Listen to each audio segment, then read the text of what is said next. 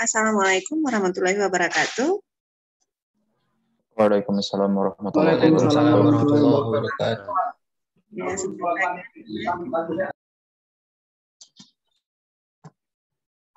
alhamdulillah anak-anak, kita ketemu pada pertemuan kedua Bahasa Indonesia kali ini. Pada pertemuan kali ini kita akan membahas materi teks cerita sejarah. Sebelum lebih jauh, mungkin anak-anak boleh memberikan pendapat. Kira-kira teks cerita sejarah itu apa ya?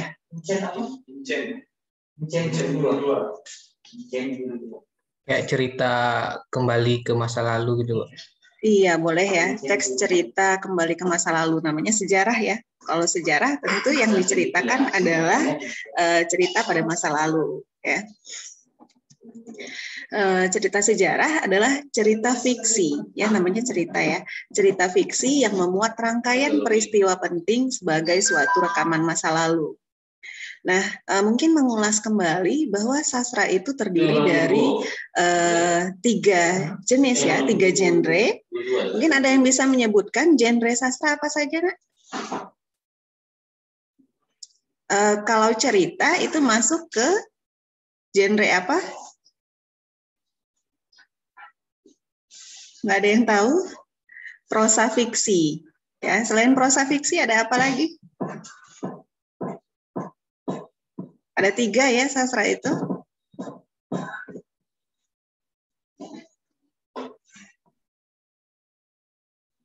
Apa selain prosa fiksi?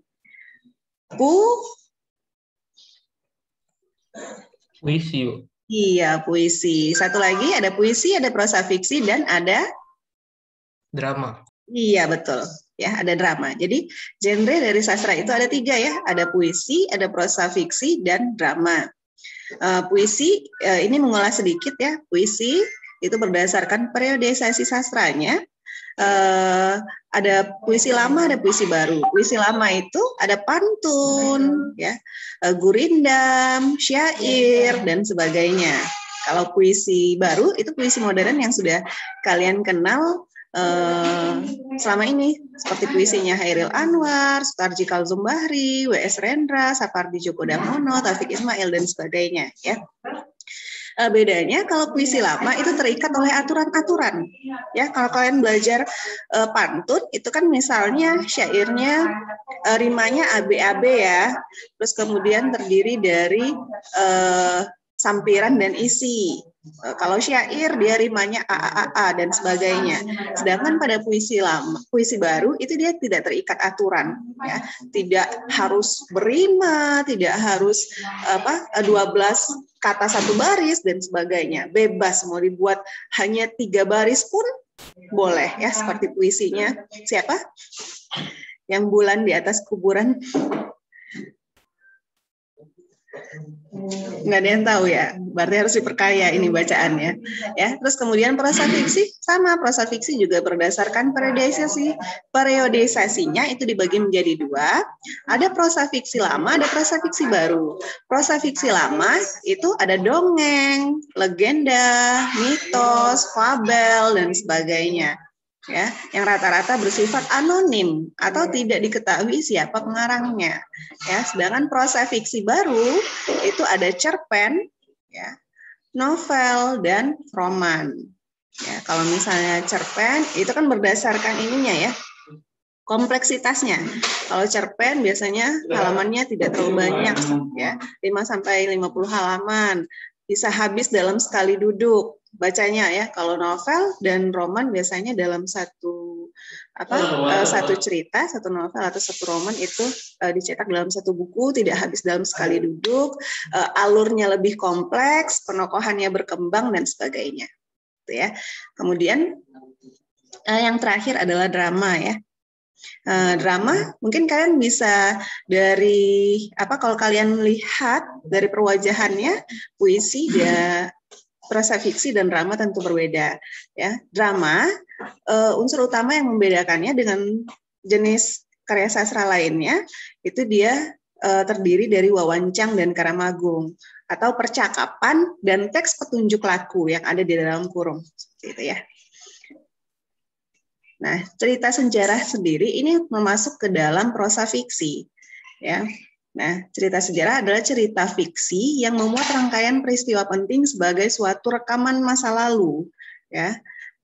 Berarti dia ada unsur-unsur fiksinya. Ya, karena dia merupakan cerita sejarah, tentu yang diceritakan adalah cerita atau rekaman pada masa lalu.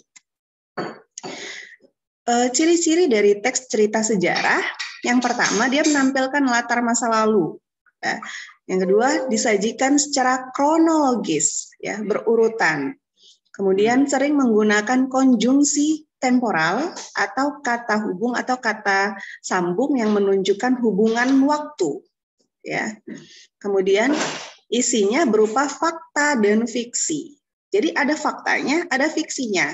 Ya, faktanya apa? Misalnya contohnya ya, kalian ingin menulis teks cerita sejarah mengenai Danau Dendam Tak Sudah. Ya. Nah, sebelum kalian membuat kerangka, tentu kalian mencari faktanya dulu. Mencari faktanya mungkin lewat narasumber, ya.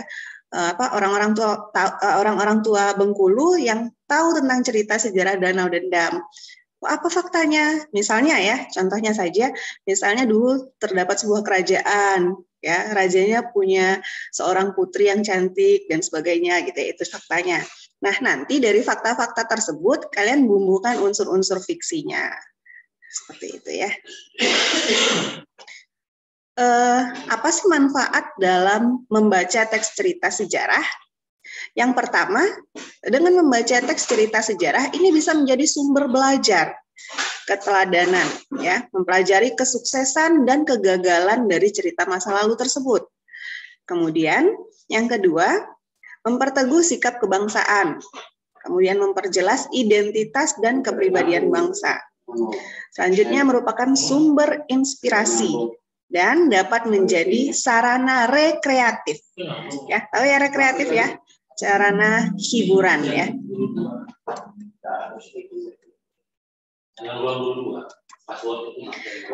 Nah, nilai-nilai yang terkandung dalam teks cerita sejarah itu ada nilai religi, nilai moral, nilai sosial, nilai budaya, nilai estetika, nilai pemerintahan, dan nilai pendidikan.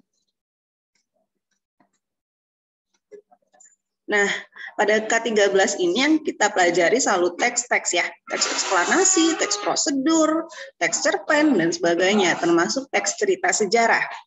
Nah, yang selalu dibahas pada teks ini, ya, ada dua bagian penting, ya, yang ini struktur dan ciri kebahasaan.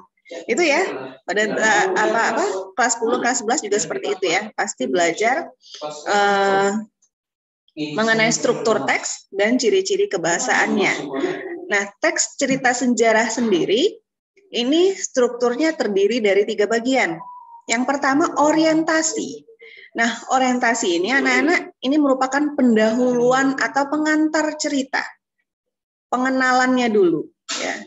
Misalnya, mungkin ada yang bisa memberikan contoh, apa kira-kira pengantar atau pengenalan sebuah cerita? Mungkin yang pernah membaca cerita.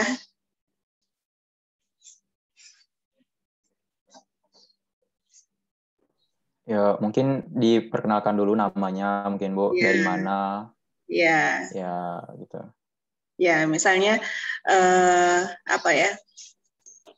sore itu, senja itu, Taufik Akbar duduk di pantai Laguna. Nah, itu kan sudah menggambarkan ya, siapa sih tokohnya? Oh, Taufik Akbar, ya. Terus dia seorang lelaki, sudah digambarkan suasananya, settingnya senja hari mungkin ya. Terus ternyata setting tempatnya di pantai Laguna, seperti itu ya. Itu pengantar cerita. Ya, seperti itu juga boleh ya, Taufik ya. Terus kemudian setelah orientasi, nanti masuk ke komplikasi. Nah, komplikasi ini terdiri dari rangkaian peristiwa. Ada peristiwa 1, peristiwa 2, peristiwa 3, dan seterusnya. Ya. Terus kemudian teks cerita sejarah ini diakhiri dengan resolusi. Resolusi ini dapat berupa akibat, simpulan, atau penilaian.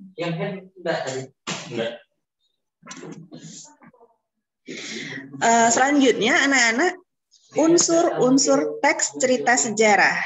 Nah, seperti yang Ibu sampaikan tadi, bahwa teks cerita sejarah ini masuk ke genre sastra prosa fiksi. Ya, oleh karena itu, unsur-unsurnya sama saja dengan unsur-unsur prosa fiksi lainnya seperti cerpen dan novel. Ya, unsur-unsur teks cerita sejarah ini terbagi menjadi dua, ada unsur intrinsik dan ada unsur ekstrinsik. Unsur intrinsik ini merupakan unsur-unsur pembangun karya sastra. Ya, ini ada 7 ya, selalu berulang-ulang nih, jangan harus kalian ingat-ingat. Ada tema, amanat, tokoh penokohan, latar setting, plot alur, sudut pandang atau point of view, dan gaya bahasa. Tema. Tema ini adalah ide sentral cerita. Jadi berkaitan dengan, kalau kalian baca cerita nih ya, berkaitan dengan cerita, tentang apa sih isi cerita tersebut setelah kalian baca ya, berkaitan dengan pertanyaan tersebut. Terus kemudian amanat. Amanat apa nak kira-kira? Sudah pernah belajar? Iya, betul Taufik ya. Amanat itu pesan moral yang ingin disampaikan oleh pengarang ke pembaca melalui karya sastra tersebut. Ya, dalam hal ini teks cerita sejarah. Nah, tema dalam sebuah cerita pasti hanya ada satu, ya. Sedangkan amanat itu bisa banyak, ya. Nah, contohnya cerita apa yang familiar? Yang sering kalian dengar, yang umum. Cerita apa? Malin Kundang ya. Rata-rata sudah tahu isi ceritanya ya. Nah, kira-kira kalau Malin Kundang itu berbicara tentang apa? Bercerita tentang apa? Anak durhaka. Anak yang durhaka. Iya, anak yang durhaka kepada ibunya ya. Nah, kira-kira dari cerita Malin Kundang yang sering kalian dengar itu, pesan moral apa sih yang bisa kalian petik? Jangan durhaka. Iya, pertama, jangan durhaka pada orang tua. Terus apa lagi? Jangan durhaka. Terus? Jangan ingkar janji. Kenapa? Karena Malin Kundang berjanji kan, kalau dia berhasil atau sukses, dia akan kembali ke kampung halaman. Seperti itu ya. Terus apa lagi? Jangan sombong dan sebagainya ya. Nah, terus kemudian seperti itu ya. Jadi kalau tema dalam semua cerita itu pasti hanya ada satu. Sedangkan amanat itu bisa banyak. Selanjutnya unsur yang ketiga ada tokoh dan penokohan. Nah, kalau tokoh apa? Tokoh itu apa? Orang yang terlibat di dalam cerita. Iya, betul. Tokoh itu orang atau pelaku dalam cerita. Kalau penokohan? Watak. Sifat orang watak. Ya, benar. Kalau penokohan itu watak, perwatakan atau karakteristik dari tokoh tersebut, ya. Jadi kalau tokoh itu ada tokoh utama, ada tokoh sampingan, ada tokoh protagonis yang mendukung alur cerita, ada tokoh antagonis yang melawan alur cerita dan sebagainya. Sedangkan penokohan atau karakteristik ini terbagi menjadi dua. Ada sifat fisik, ada sifat psikis. Ya, sifat fisik itu dapat dilihat secara fisikly. Ya, contohnya apa?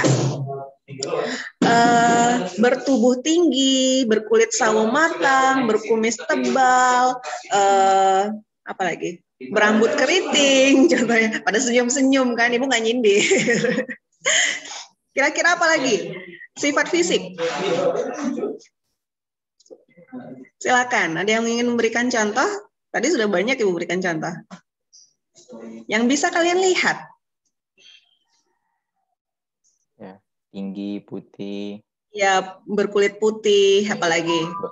Berotot, botak. Botak, ya benar. Apalagi?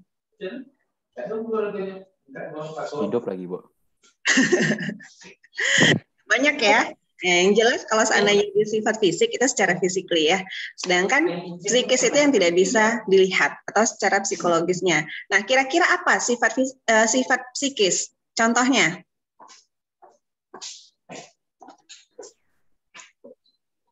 Apa kira-kira?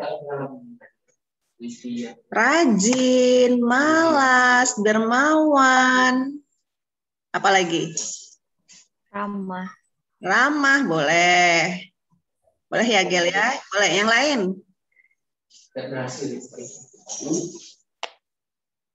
Harus ketik halaman itu Banyak ya? Ya, baik dan sebagainya. Terus kemudian selanjutnya latar atau setting. Latar atau setting ini meliputi 3 hal. Yang pertama apa aja? Ini udah sering belajar ini dari SMP selalu berulang-ulang. Latar atau setting ada 3. Apa aja? Latar tempat, suasana, waktu. Benar. Iya, latar tempat, latar waktu, dan latar suasana. Ya. Nah, waktu, misalnya seperti yang Taufik tadi, waktunya apa? Senja hari, misalnya ya, sore hari, atau mungkin boleh juga tanggal, bulan, tahun, kalau ada di cerita tersebut ya. Terus kemudian tempatnya tadi misalnya contohnya Pantai Laguna gitu ya dan sebagainya. Suasananya apa? Gerimis ya, apa gitu ya. Selanjutnya plot atau alur. Plot atau alur ini terbagi menjadi 3. Apa saja? Alurnya? Alur maju, mundur. Maju, mundur, campuran. Ya, benar ya. Ada alur maju, ada alur mundur atau flashback, dan alur campuran. Kemudian sudut pandang atau point of view. Ini terbagi menjadi 2. Ada yang ingat sudut pandang? Ya, dia terbagi menjadi 2. Sudut pandang orang pertama dan kedua. Orang pertama dan orang kedua. Nah, pertanyaannya, dalam prosa fiksi adakah sudut pandang orang kedua? Nope. Ayo, ada nggak? Enggak. Sudut pandang orang kedua? enggak, Bu. Nggak ada ya. Nah, sekarang kalau dalam percakapan, kalian bisa membedakan ya siapa orang pertama, orang kedua, orang ketiga. Kalau seandainya Ibu berbicara, selamat pagi anak-anak, berarti Ibu adalah orang pertama itu kan yang berbicara, nak. Ya, orang pertama itu yang berbicara. Berarti kalau kata gantinya apa? Aku, saya, dan sebagainya ya. Kalau jamak kami ya. Lawan bicara kita itu adalah orang kedua. Berarti orang kedua siapa? Kamu, Anda. Kamu, Anda ya. Kalau jamak kalian ya. Orang ketiga? Dia. Iya, ya kalau jamak mereka gitu ya. Nah, kalau dalam cerita pernah nggak kamu berjalan, di lorong itu, lalu kamu mampir ke rumah si A, nggak ada ya? Nah, kalau dalam cerita kan pasti aku atau saya atau dia atau menggunakan nama. Jadi dalam prosa fiksi itu sudut pandang orang pertama dan sudut pandang orang ketiga. Sudut pandang orang pertama itu atau akuan ya itu dibagi menjadi 2. Ada sudut pandang orang pertama sebagai tokoh utama ya, dan sudut pandang orang pertama sebagai tokoh sampingan. Jadi kalau nanti ada akuan, kita baca lebih lanjut ya, dia tokoh utama atau bukan si aku ini. Ya, kalau seandainya dia tokoh utama, maka sudut pandangnya adalah orang pertama sebagai tokoh utama. Kalau seandainya sudut pandangnya akuan, tapi dia bukan tokoh utama, tapi orang lain yang merupakan tokoh utamanya yang ia ceritakan, maka itu sudut pandang orang pertama sebagai tokoh sampingan. Selanjutnya yang kedua itu sudut pandang orang ketiga atau diaan. Itu juga dibagi menjadi 2. Ada orang ketiga sebagai pengamat, ya, dan orang ketiga serba tahu. Gitu ya. Terus selanjutnya gaya bahasa. Gaya bahasa ini meliputi penggunaan majas, ya, kemudian pengulangan, ya, asonansi atau pengulangan bunyi vokal atau aliterasi atau pengulangan bunyi Konsonan. Itu unsur-unsur intrinsik. Jadi kalian ingat-ingat, ini nggak akan berubah ya. Unsur intrinsik ini ada 7. Selanjutnya, ada unsur ekstrinsik. Unsur ekstrinsik ini merupakan unsur-unsur yang berada di luar karya sastra, tetapi kehadirannya turut mempengaruhi terciptanya suatu karya sastra tersebut. Ya, jadi unsur ekstrinsik ini ada agama, politik, ekonomi, sosial, budaya, adat istiadat, pendidikan, dan sebagainya. Ya, nah kira-kira adakah novel atau cerita yang pernah kalian baca unsur ekstrinsiknya apa kira-kira? Unsur ekstrinsik yang menonjol. Ada yang bisa memberikan contoh? Pernah baca novel apa? Yang sering Ibu lihat nih anak-anak pada bacanya Terelie. Ya, anak spesial. Anak spesial, Bar. Ya. Iya. Novel yang familiar apa ya? Laskar Pelangi contohnya ya, karya Andrea Hirata. Nah, kira-kira unsur ekstrinsik apa yang menonjol dari novel Laskar Pelangi? Pendidikan. Iya, betul ya. Pendidikan. Iya, benar. Untuk novel Laskar Pelangi karya Andrea Hirata itu unsur ekstrinsik yang menonjol adalah unsur pendidikan.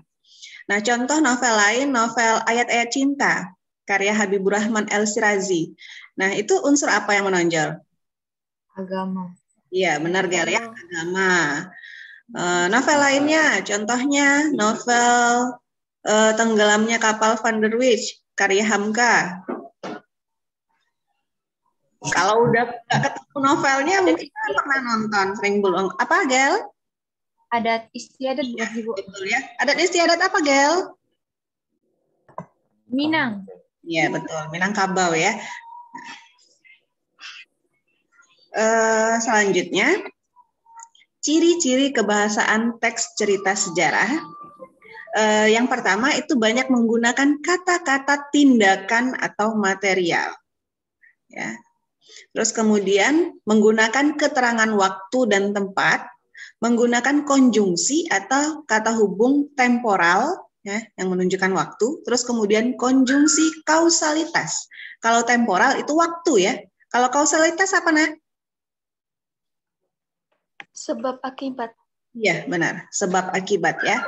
Dan yang terakhir itu menggunakan majas ya. Nah, langkah-langkah menemukan informasi penting dalam teks cerita sejarah. Nah, nanti kalau seandainya kalian ingin mencari informasi penting dalam teks cerita sejarah, maka langkah-langkah yang harus kalian lakukan, yang pertama, kalian baca dulu teks cerita atau novel sejarah dengan seksama. Kemudian, mengidentifikasi pokok isi dalam teks cerita atau novel sejarah. Ya, setelah diidentifikasi, kalian catat pokok-pokok isi dari teks cerita sejarah tersebut. Langkah-langkah menulis teks cerita sejarah. Yang pertama, tentukan topik. Ya, yang kedua, mengumpulkan fakta, dan ketiga, mengembangkan teks. Nah, yang pertama, menentukan topik. Kalian tentukan dulu, ya.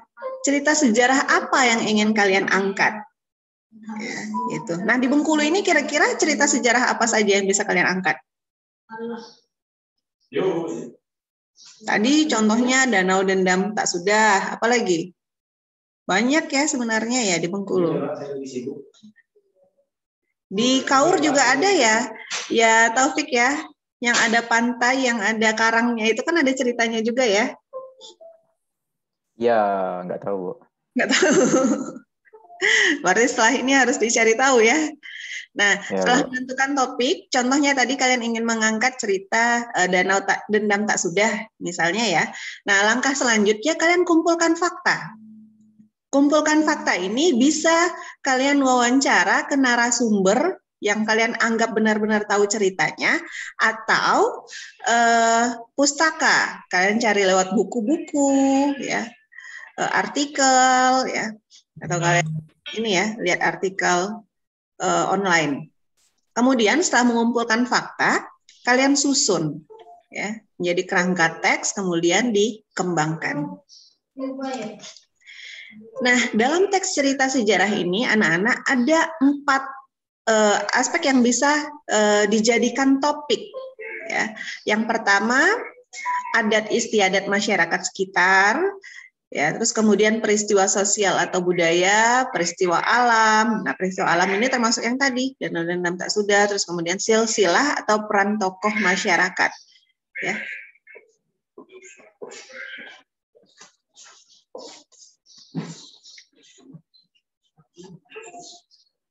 Nah, aspek-aspek dalam penyuntingan teks cerita sejarah itu ada 3 aspek. Ya, jadi kalau nanti kalian dapat sebuah teks cerita sejarah, kalian ingin menyunting teks cerita sejarah tersebut, maka yang perlu kalian perhatikan, yang pertama adalah strukturnya. Ya, jadi strukturnya tadi kalian cek seperti yang sudah kalian pelajari tadi, struktur ada 3. Sesuai nggak dengan struktur tersebut? Lengkap nggak? Gitu ya. Terus kemudian kaidah kebahasaannya. Gimana penggunaan bahasanya? Sudah tepat atau belum? Dan sebagainya. Kemudian yang terakhir, penggunaan ejaan atau tanda bacanya.